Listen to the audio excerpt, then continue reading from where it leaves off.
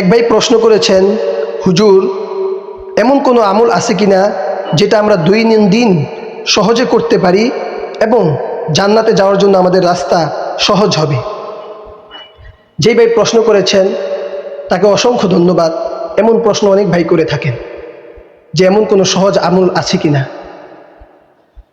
তিরমিজি শরীফের 3375 নম্বর হাদিস, আব্দুল্লাহ ইবনে বুসরিন রাদিয়াল্লাহু তাআলা আনহু থেকে বর্ণিত, আতা রাজুলুন ইলান নবী সাল্লাল্লাহু আলাইহি ওয়াসাল্লাম, এক ব্যক্তি রাসূলুল্লাহ সাল্লাল্লাহু আলাইহি ওয়াসাল্লামের কাছে আসলেন। এসে জিজ্ঞাসা করলেন, ইন্না শারাইআল ইসলাম কদ কাসরাত, হুজুর ইসলামের বিধিবিধানগুলো, ইসলামের আমলগুলো অনেক বেশি বেশি মনে হয়, অনেক কঠিন মনে হয়, মনে রাখতে পারি না। আখবিরনি বিল আমল, আমাকে এমন একটা আমল শিক্ষা দিন, আতাশাব্বাসু বিহি, যা সবসময় আমি করতে পারি এবং আমার জন্য সহজ হয়।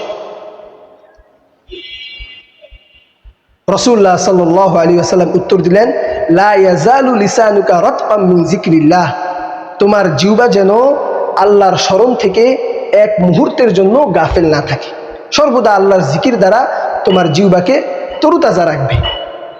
ইয়াদখুলুল জান্নাতা মুবতাসিমান, তাহলে কি হবে, হাসতে হাসতে তুমি জান্নাতে প্রবেশ করতে পারবে। এই জন্য আমরা যখন টয়লেটে থাকবো, ঘুমের অবস্থায় থাকবো, অথবা আমরা খাবার গ্রহণ করব, এই 3 অবস্থা ছাড়া আমরা সর্বদা আল্লাহ তাআলার জিকির করতেই থাকবো।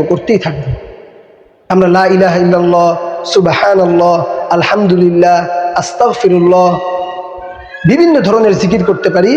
হ্যাঁ, যদি এগুলো আমরা করতে না চাই, আমরা যদি শুধু সহজ আল্লাহ আল্লাহ আল্লাহ 24 ঘন্টায় জিকির করি, ইনশাআল্লাহুল আজিজ আল্লাহ তাআলা আমাদেরকে বিনা হিসেবে জান্নাতে প্রবেশ করাবেন এবং সহজ করে দিবেন আমাদেরকে জান্নাতের পথ।